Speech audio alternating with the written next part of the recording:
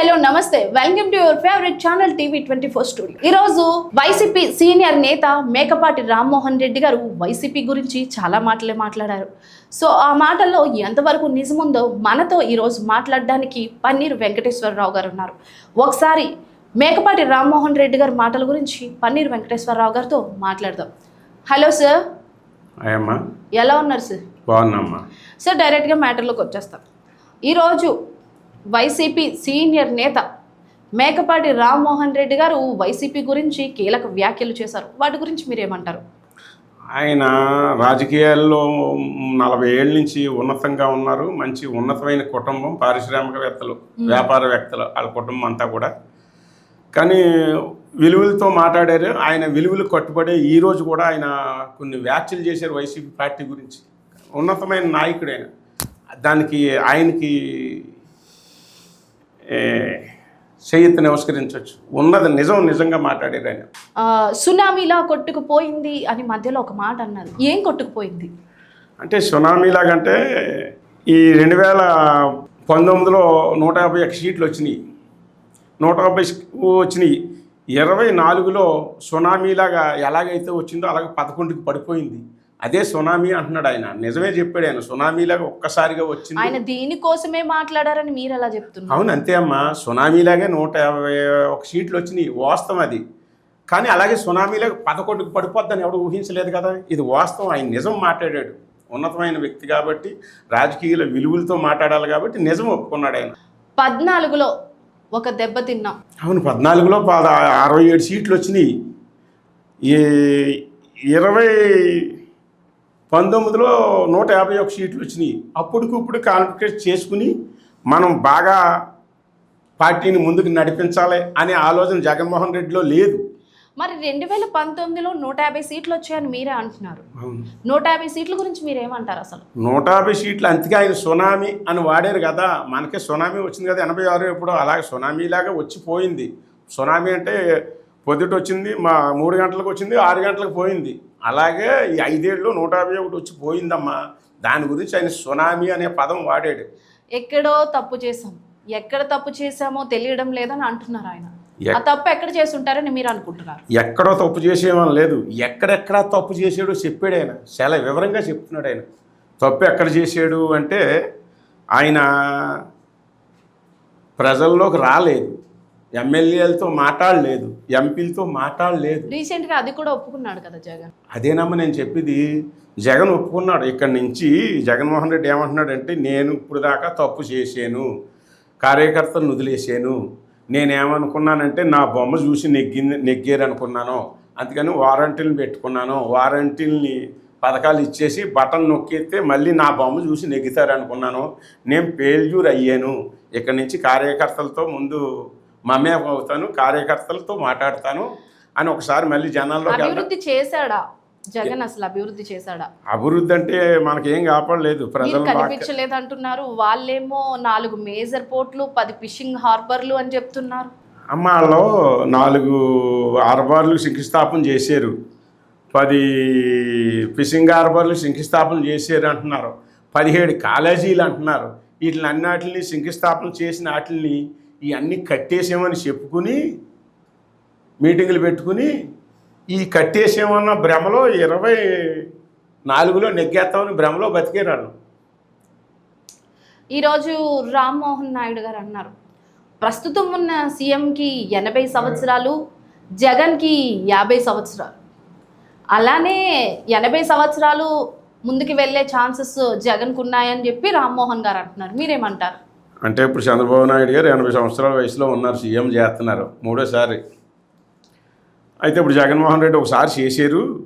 55 సంవత్సరాలే కదా, కంగారు పడకుండా ప్రజలు మభ్య పెట్టుకుని ముందుకెళ్ళి మేము ఎక్కడ తప్పు చేసామో, ప్రజల్ని ఎలా మోసం చేయాలో నేర్చుకుంటే మనం 29లో సీఎం అవుతాం. అలాగే 2-3 సార్లు 80 సంవత్సరాల దాకా ఇంకా 25 సంవత్సరాలు, ఇప్పుడు 55 కదా, ఇంకా 25 సంవత్సరాలు ఉంది. ఎలాగైనా ప్రజలను మభ్యపెట్టి జగన్మోహన్ రెడ్డి సీఎం చేద్దామనే భ్రమలో వాళ్ళు ఉన్నారు. అంటే మరి నవీన్ పట్నాయక్ తో కూడా పోల్చారు. నవీన్ పట్నాయక్ 25 సంవత్సరాలు సీఎం చేశాడు అని. నవీన్ పట్నాయక్ 25 సంవత్సరాలు సీఎం చేశారంటే అమ్మా, టీచర్ని తీసుకొచ్చి బ్రాందీ షాపుల దగ్గర కాపలా పెట్టలేదు, మద్యాన్ని నిషేధించానని చెప్పి తక్కువ రేటు బ్రాండ్ని ఎక్కువ రేటుకి అమ్మించలేదు.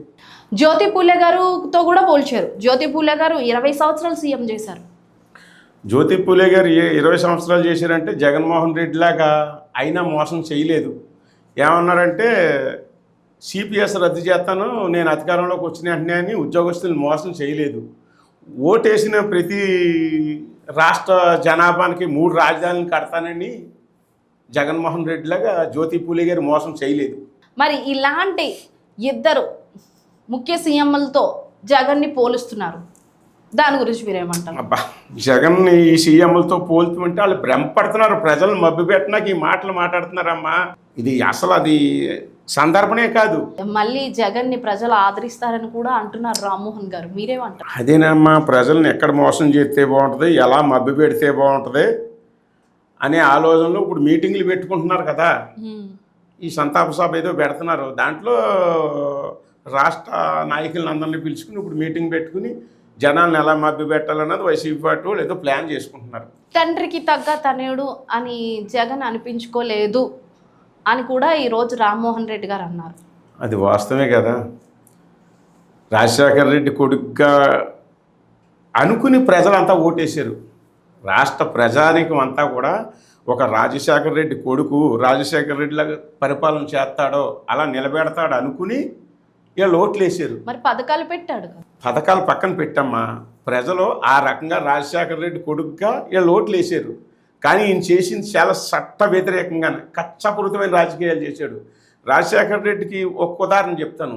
జేసీ ప్రభాకర్ రెడ్డి రాజశేఖర రెడ్డి మీద చాలా వ్యతిరేకం చూపెట్టాడు. అదే కాంగ్రెస్ పార్టీలో ఈయన నెగ్గాడు, ఆయన నెగ్గాడు. అలాంటప్పుడు వ్యతిరేకరించినా సరే ఒక్క మాట కూడా జేసీ ప్రభాకర్ రెడ్డిలో ఒక్క మాట కూడా అనకుండా మా తూర్పుగోదావరి జిల్లాకు ఆయనకి ఇన్ఛార్జిగా మంత్రిగా ఇన్ఛార్జ్ ఇచ్చి ఆయన ప్రోత్సహించారు. అంటే ఒక వ్యతిరేక వ్యక్తిని కూడా పార్టీలో ఎలా నిలబెట్టుకోవాలనే భావన రాజశేఖర రెడ్డి చూపెట్టాడు. అదే జగన్మోహన్ రెడ్డి జేసీ దివాకర్ రెడ్డిని ఇప్పుడు 2019 నెగ్గిన తర్వాత అదే జేసీ దివాకర్ రెడ్డిని మొత్తం మీద జైలోసలు లెక్కెట్టి ఆయనకి ఎంత నరకం చూపెట్టాలో అంతా చూపెట్టాడు. దీన్ని ఉదాహరణ చేసి ఆయన మేకపాటి గౌతమ్ రెడ్డి గారు దీన్ని ఉదాహరణ ఏం అక్కర్లేదు, ఇదే ఉదాహరణ చేసి ఆయన మాట్లాడాడు. ఆయన ఎంత ఫెయిల్యూర్ అయ్యాడు అన్నదే ఒక జేసీ కుటుంబానికి రాజశేఖర రెడ్డి కుటుంబానికి ఉన్న వ్యత్యాసాన్ని ఆయన చూపెట్టాడు. ఇది వాస్తవం. ఓకే సార్, రెడ్ బుక్ అని అంటున్నారు. ఆ రెడ్ బుక్ గురించి ఈరోజు మేకపాటి రామ్మోహన్ రెడ్డి గారు మాట్లాడారు. నిన్న కొడాలి నాని చాలా వెటకారంగా రెడ్ బుక్ బ్లూ బుక్ బుక్లు ఏంటో నాకు తెలియదు అని చెప్పారు. రెడ్ బుక్ గురించి ఆ రెడ్ బుక్ తయారు చేసి విధానాన్ని తయారు చేసింది వైసీపీ నాయకులమ్మా. ఇది వాస్తవం. ఏంటంటే రెడ్ బుక్ దాకా వెళ్ళడానికి కారణం జగన్మోహన్ రెడ్డి. ఆ కూడా ఉన్న ఈ కొడాలి నాని ఏమన్నాడో, నన్ను టచ్ చేసి చూడండి అని చిటికలు వేసారు. టచ్ చేసి చూస్తే జేసీ దివాకర్ రెడ్డా లేక మన వల్లభనేని వంశీని పేర్నేని నానిని దోరంపూడి చంద్రశేఖర్ రెడ్డి నన్ను కానీ టచ్ చేసి చూడండి అని చిటికలు వేసారు. ఆల్రెడీ వల్లభనేని వంశీ వెళ్ళిపోయాడు. ఆల్రెడీ నిన్న వల్లభనేని వంశీని వేసేసారు. ఇప్పుడు ఏమంటున్నాడు ఈయన, మమ్మల్ని టచ్ చేస్తే మేము కోర్టులకు వెళ్తాం, మేము చూసుకుంటాం, ప్రజల ప్రాచిక పాత్ర పోషిస్తున్నారు అని మీడియా ముందు మాట్లాడుతున్నాడు. ఆయన చిటికలు వేసారు. అదే జేసీ దివాకర్ రెడ్డిని ఎంత హింస పెట్టారు. రెడ్ బుక్ రాయడానికి కారణం జగన్మోహన్ రెడ్డి. ఆ కూడా ఉన్న ఈ చిటికలేసి 2 సంవత్సరాలన్నర మంత్రులు చేసిన నాయకుల వల్ల రెడ్ బుక్ తయారైంది. లేదా రెడ్ బుక్ రాయరు. జగన్ రాబోయే ఎన్నికల్లో ప్రతిష్టంగా నిలబడతారు అని కొంతమంది చిలక జోస్యాలు చెప్తున్నారు. దాని గురించి మీరు ఏం చెప్తారు? ఏం చెప్పలేము. ఈ కూటమి ప్రభుత్వం కలిసి పనిచేస్తే జగన్మోహన్ రెడ్డి ఏ కోసాని రాడు. వాళ్ళ భ్రమంతా పగట కళ.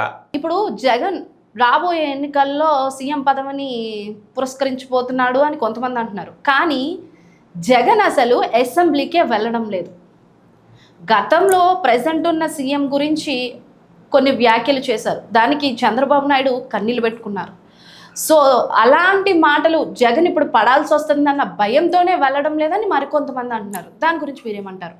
అది కాదమ్మా, ఇప్పుడు ఈయన మాట్లాడాడు చూసారా, గౌతమ్ రెడ్డి గారు ఒక మంచి పాయింట్ మాట్లాడారు. వాళ్ళు మాట్లాడింది తప్పే అన్నారు. తప్పు. ఇప్పుడు వైసీపీ ఎంత తప్పు చేసిందో ఆయన నిజం మొత్తం ప్రతిదీ వాళ్ళు చేసిన తప్పులు ఆయనే చెప్పాడు. చంద్రబాబు నాయుడు భార్య అని చంద్రబాబు నాయుడు కుటుంబం గురించి శాసనసభలో తప్పు తప్పుగా మాట్లాడారని దేశం అంతా తెలుసు, ఇవాళ వైసీపీ పార్టీకి తెలుసు. ఆయన స్పష్టంగా ఒప్పుకున్నాడు. కన్నీళ్ళు కూడా పెట్టించారు. ఆయనకి హ్యాండ్స్ అప్ అని చెప్తున్నాం గౌతమ్ రెడ్డి గారు. ఇప్పుడున్న ప్రస్తుతం సీఎం చేత కన్నీళ్ళు కూడా పెట్టించారు శాసనసభలో. పెట్టించారు. ఆ ఉసిరి తగిలే ఇవాళ 151 11కు పడిపోయింది. ఇది వాస్తవం. చెన్నారెడ్డి గారు అన్నారు, ప్రజల్లో ప్రేమ పొయ్యి మీద మరుగుతున్న పాలు లాంటిది అని. దాని గురించి మీరేమంటారు? చెన్నారెడ్డి గారు కాదమ్మా ఈ వ్యాఖ్యలు చేసింది. ఈనాడు సినిమాలో రావు గోపాలరావు గారు ఒక డైలాగ్ వాడారు. ప్రజల్లో ఉన్న ప్రేమ పొయ్యి మీద ఉన్న పాలుకుండ లాంటిది, ఇది ఎక్కువ కాలం మరిచిపెట్టారు. కింద పొయ్యిలో మంట పెట్టారనుకో పొంగుతాయి పాలు. పొంగించారా మరిగించారా? ఇప్పుడు మరిగించారు. ఎక్కువ మంట పెట్టారనుకో పాలు పొంగుతాయి, కొన్ని నీళ్ళు జల్లేరనుకో పాలు చల్లారుతాయి. ప్రజలు అటువంటి వాడని రావు గోపాలరావు సినిమాలో డైలాగ్ వాడాడు. దానికి ఏంటంటే ఉదాహరణ గట్టిగా ప్రజలకి ఆ ఉదాహరణ చెప్పాడు ఆయన.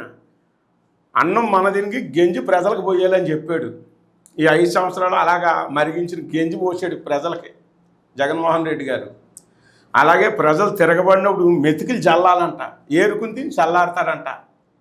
అలాగా ఈ వ్యాఖ్యలు చేసి ఈ 5 ఏళ్ళు ప్రజల్ని మభ్యపెట్టి పొయ్యి మీద పెట్టి మంటెట్టారు కదా, పాలు మరగబెట్టారు కదా.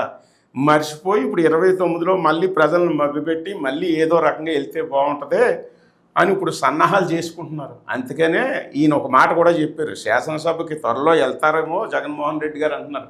శాసనసభకి ఈయన వెళితే ఒకవేళ ప్రజల్లోని తిరస్కారం ఈ అధికార పార్టీ వాళ్ళు అలాగే చంద్రబాబు నాయుడిని అవమానించారు కదా, అలాగే జగన్మోహన్ రెడ్డిని కూడా అవమానించే తల్లిని వదిలేసేవు, చెల్లిని తవిరేసేవు బయటికి అని అన్న విమర్శలు చేస్తే దీన్ని ఆధారం చేసుకుని 29లో మనం అధికారంలోకి రావాలేమో అని భ్రమసొప్పుని కలగంటున్నారు. 29లో నెగ్గాలని. ఒకవేళ ఈయన వెళ్తే వెళ్ళొచ్చు ఆయన చెప్పిన మాటల్లో.